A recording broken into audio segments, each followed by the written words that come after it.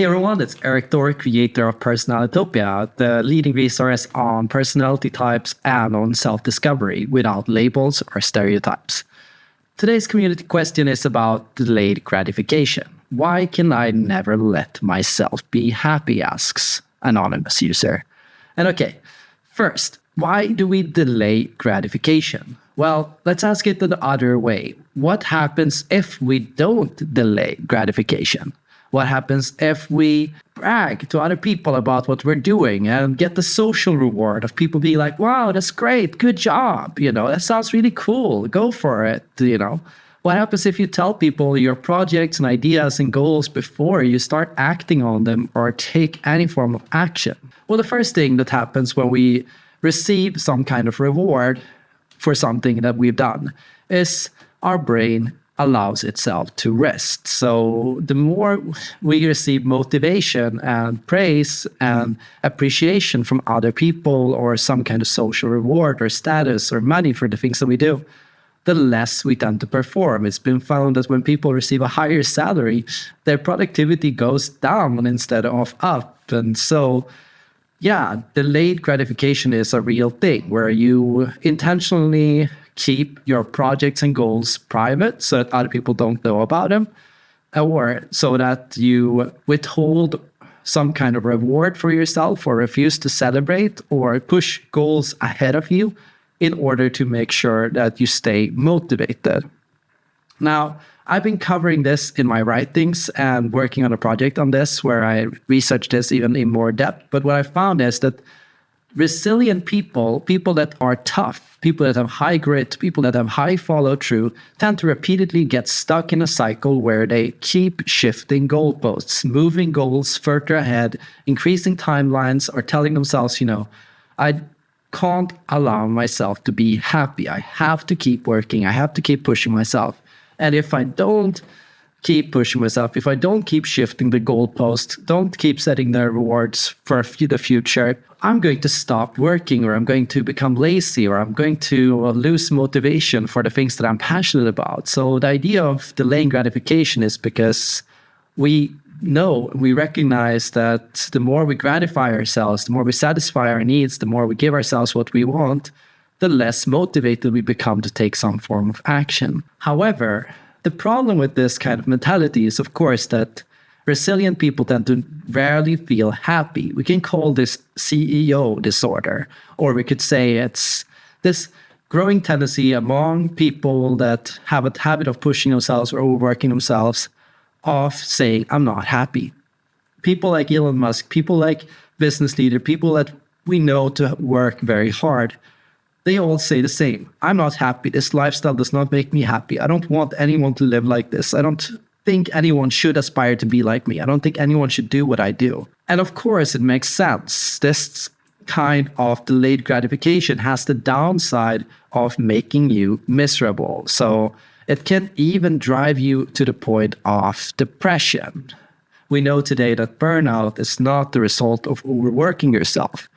Burnout happens when you overwork yourself without any form of reward, right? So when there is no reward, no success, no benefit for what you do, and you feel like you're working yourself to death but getting nowhere, that can be really dangerous territory to walk on, right? But when you're resilient, you don't always recognize that you're not happy. You don't even think about it. You don't even recognize it. Some people would even go as far as to say that happiness is not important to me. The only thing that matters to me is success, right? So you'd say here that you don't even care about your personal needs. You can go days without drinking or eating or sleeping or doing certain things because you're oblivious to physical sensations in your body. Essentially, you made yourself go numb, detached to yourself, to your needs. You only prioritize your needs in so much as it helps you to achieve your goals. And if it stands in the way of your goals, you're going to deny yourself that very thing in order to make yourself feel happy. Some of the most resilient types in the world can be described as extroverted, sensing, thinking, and judging personality types. These hard workers, these producers, these doers tend to be people that repeatedly push themselves towards some kind of ambition or goal that is very important to them. And because they're very ambitious, because they are very structured, because they have a high amount of resilience and personal sense of responsibility and assertiveness, there is a need to continually prove yourself and your worth through continuous labor and effort. This cycle of, I have to do more, I have to produce more so that other people will recognize me and my skill and my strength and my ambition, so that I can meet more difficult goals and challenges, so that I can face more difficult situations, and so on it goes. It's a cycle, it's a loop. You work yourself to death and you tell yourself it's not enough, and you tell yourself you have to do more. You have to be even more tough, even more strong, even better at the things that you do. ESTJs and other highly resilient types all tend to say that they feel numb to their body and their emotions and their feelings. They don't know what they want in life. They don't know what their values are. They don't know what's important to them. And they don't really care about what their feelings are telling them or what their physical sensations in their body are telling them.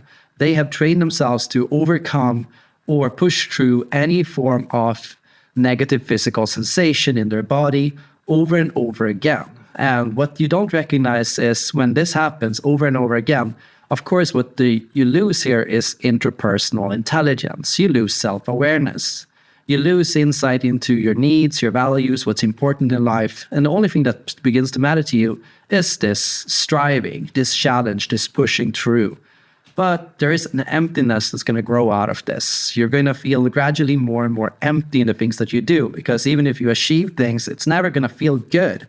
Nothing you do is ever going to feel good. So this is where you have to recognize the warning signals that you're working yourself too hard, right? Here, you'll start to feel like you're lost. You feel like, growing sense of being lost to yourself, lost to who you are. You don't know who you are anymore. Your work and your striving, you're pushing yourself has come at the expense of your personal values, what's important to you in life, what really matters. And increasingly, you feel like you're lost to who you are. Nothing really matters. That's step number 2. What you'll notice here is that, even if you do succeed at things, and even if you do have success, it will never feel good. It will never feel like it's to your benefit or even to the benefit of society. Yeah, okay, I worked harder, I produced more, but why? For what reason? Why do we grow? Why does our company need to sell more? Why do we need to do all these things? For what reason are we doing this in the first place? That meaninglessness is going to cut into your motivation in the longer perspective. It's going to make you eventually feel like you want to quit, like it's not worth it anymore, like it has no purpose. All in all, it's going to feel meaningless. 3 is you might start to feel even a little bit depressed. And there are many forms of depression. We often think of depression as laying in bed and unable to get up or motivate ourselves. But what often it will look like to you is as a state of constant anger and frustration. You'll feel like you're constantly on edge of losing your temper, like you're constantly angry at life, at work, at your coworkers, at the people around you. Nobody's working hard enough. Nobody's doing enough. Everyone's lazy. Everyone's messing up and making stupid mistakes. And nobody's getting anywhere. So you're constantly irritated, frustrated with everyone around you, even your kids or your family members, people around you. Everyone is contributing to this constant sense of frustration. Recognizing all of these kinds of signals, it's time to start thinking about what you can do instead. First, recognize that your resilience is a superpower. It's something to be proud of. It's amazing that you're able to work so hard and you're able to accomplish so much. But recognize as well that you need some kind of contact with your own feelings, your own emotions, in order to connect to meaning and value and to the beauty of the things that you do. Ultimately, you're going to want to feel like the work that you do contributes to the betterment of society or to helping your family or to supporting yourself in something. And ultimately, you're going to need to eventually cash out. And what I mean with this is, while it's completely fine to deny yourself gratification for a certain amount of time and even positive when you want to achieve a goal, you gotta eventually celebrate your successes and allow yourself to celebrate milestones on the way to that success. That means recognizing that you're going to want to keep working and that you're going to keep wanting to do more. And there's going to be higher goals and higher challenges up ahead. But you're happy, you're proud of how far you've gone so far, right? And you need to hear this. You need to hear that you have a right to feel proud and happy for how far you've come. Even thinking about this right now, if you tell yourself this right now, I am happy with myself for how far I come. I recognize and I feel good about the things that I've done so far. I feel that I've done something useful. I recognize that I've done something impressive, or that I'm on the right track. And I recognize that I'm making the right moves and that I'm going the right direction. Just knowing this will help you stay sustainable in the effort and action that you are taking. And if you don't feel that way, if you feel like you have compromised your morals, your integrity as a person, your authenticity, your values, if you feel like the things that you've done have been the wrong things, the bad things, the things that you don't feel proud of, well, you're going to have to really think long and hard about why you feel that way. Where did you go wrong? Where did you get lost?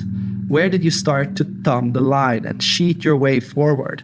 And what can you do to correct those wrongs or to move forward, learning from those lessons so you can do better in the future? Ultimately, resilient people are capable of doing incredible things, but most successful people lie to you about how they achieved their success. They tell you a story of how they pushed themselves, alienated themselves, cut off all friendships, and made themselves lonely and miserable in order to succeed. But that's not exactly the truth. That is the thing they are selling to you. They are selling the image of success, and they need to prove that they are worthy of that success. And that's why they keep telling you over and over again that, well, oh, I'm absolutely miserable and everything sucks about my life. And oh, I only work and I never have fun and I never take any vacation days. When in reality, of course, they do. We're all human and no human can go without rest. And every single person in the world takes shortcuts sometimes. Every single person takes moments to feel pride, to feel happy about the things that they do. And even the people you look up to the most for their work ethic and their hard effort also have lazy days when they sit in front of the TV or read a book or do absolutely nothing with their lives, because either they allowed themselves to do that or their body forced them to because they got sick, they got ill, they couldn't even move, they couldn't get out of bed, they had no motivation anymore, they had pushed themselves too hard, right? So recognize that they are lying to you about this. Recognize that if they are lying to you about this, well, what does that change for you and for your life and how you should approach all these things? Does it allow and give room for a deeper sense of humanity in your work and in the things that you do? Does it remind you that we're all human beings? We all have personal needs. We all have feelings. We all have values. We all have important things to us inside of us that we need to listen to and adjust to and adapt around, right? While we can overcome certain parts and push through for a while, we all eventually crack or push ourselves too hard sometimes or break our own boundaries. And we all need to correct for that and adjust for that to make sure that we stay healthy and sane in the things that we do. Are you a human or are you a machine? That's the question for today. If you want help on overcoming these kinds of issues, I offer one-on-one sessions and coaching through my website, personalitopia.com.